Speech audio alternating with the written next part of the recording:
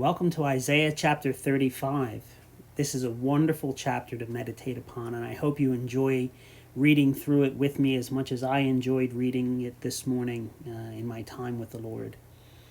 It begins in verse 1, "The wilderness and the wasteland shall be glad for them, and the desert shall rejoice and blossom as a rose. It shall blossom abundantly and rejoice, even with joy and singing. The glory of Lebanon shall be given to it, the excellence of Carmel and Sharon.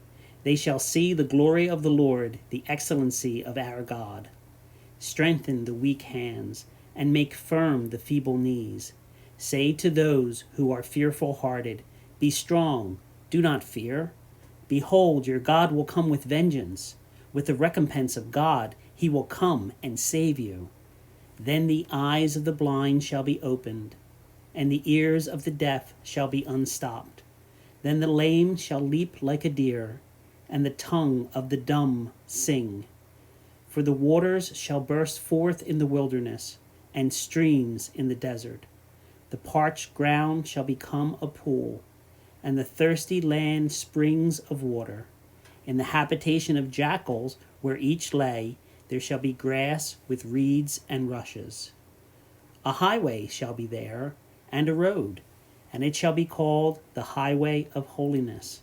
The unclean shall not pass over it, but it shall be for others. Whoever walks the road, although a fool, shall not go astray. No lion shall be there, nor shall any ravenous beast go up on it. It shall not be found there. But the redeemed shall walk there, and the ransom of the Lord shall return, and come to Zion with singing, with everlasting joy on their heads. They shall obtain joy and gladness, and sorrow and sighing shall flee away." God has a plan for the nation of Israel, and it is a plan of redemption. And what I love about this chapter is how the presence of God changes everything. That we have a wasteland and a wilderness and a desert, but it will become a place where the rose will blossom and where there'll be such abundant, verdant, wonderfully alive plants and animals that there's going to be joy and singing that just comes forth from this recreation, from this restoration. He compares it to Lebanon and Carmel and Sharon. And he says that really what they're going to see there is the glory of the Lord and the excellency of our God. And the more and more I come to know him, the more I understand that he is beauty. All those things in this world that captivate us, all those things that take our breath away when we see an amazing sunset, or we see the view from a mountaintop, or we hear a beautiful song, all of those things are reflections of the glory of our God, of his beauty. And when he comes into a place, even if that place was wrecked, he makes it new and wonderful by his presence there. He says in verse 3, "Strengthen the weak hands and make firm the feeble knees. Say to those who are fearful-hearted, Be strong and do not fear. Behold, your God will come with vengeance, with recompense of God he will come and save you." Strengthen the weak hands and make firm the feeble knees. I know that there are many times in life when I feel weak, and many times when I feel like I can't take another step. And there are too many times when I look at the circumstances of life and fear could overcome me. But God reminds us, be strong and don't fear. Why? For behold, your God will come. Isn't that a wonderful word? Behold, your God will come. Where? Wherever you are, wherever you need. And if those people are persecuting, those that are trying to destroy you, the enemy of our soul, God will come with a vengeance, and he will save. And we have all been saved if we come to faith in Jesus Christ, plucked from the fire. What a wonderful God we have. Blind eyes will be opened, the ears of the deaf will be unstopped, the lame shall leap like a deer, the tongue of the dumb sing. All those things in this world, even though there's many beautiful things, there's so many things that bring horror and grief to us. And when we look at the world, many people say, if there is a good God, why is there all this suffering? Not understanding that when God created the world, he created it free of suffering. There was no death, no pain in the garden where he placed Adam and where he placed Adam's wife Eve.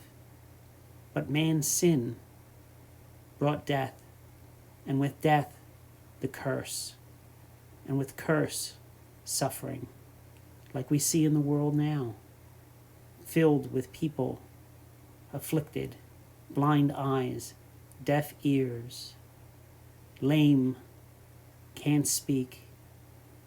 But God is going to change all of that one day. The perfection of his creation will be restored. Waters are going to burst out in the wilderness, streams in the desert. The parched ground shall become a pool of water, and the thirsty land springs of water. Isn't it wonderful? He says there's going to be a highway there, and a road called the Highway of Holiness. And it's going to be for whoever is walking back to Zion, coming back to God. The redeemed, those who have been bought back, shall walk there. The ransomed of the Lord, those that he has retrieved with a payment, the payment of his son's blood upon the cross of Calvary. It says they're going to come to Zion with singing and with everlasting joy on their heads. They shall obtain joy and gladness, and sorrow and sighing will flee away. That will never be a part of that life. Now this is part of the promise to Israel. And we don't want to confuse the promises made to Israel and the promises made to the church or the promises made to us. They're very similar at times, and we see echoes of what God will do with Israel, echoed to what God will do with the blessings given to the church or the bride of Jesus Christ. But we can't make them identical. But what the word says about us, we who are believers in Jesus Christ during this age of grace, who are called the bride of Christ, that we will be caught up and be together with our Lord. And when he comes back for his second coming, we will return with him, and we will rule and reign with him. And we will get to see firsthand the restoration of this planet and the restoration of Israel. And I bet when they come to Zion with singing, they'll be singing, and I think we'll be singing the praises of God, watching the amazing work that he will do. I look so forward to seeing this world redeemed and seeing an end to evil and to suffering, and I know you do too. And I'm so glad that God included verses like this in the Bible so that we can get a foretaste of what's coming. And if it's great as we read it here today, how much better will it be when we can stand and see it with our eyes and hear the praises of God with our ears and watch him do an amazing work, changing what was broken into something that is beautiful. Whatever situation you're in today, God can take the brokenness and change it into beauty. Give it to him. Invite him in. Let his presence fill every aspect of your life. Yield to him in obedience and watch what our God can do. Have a great day. Bye.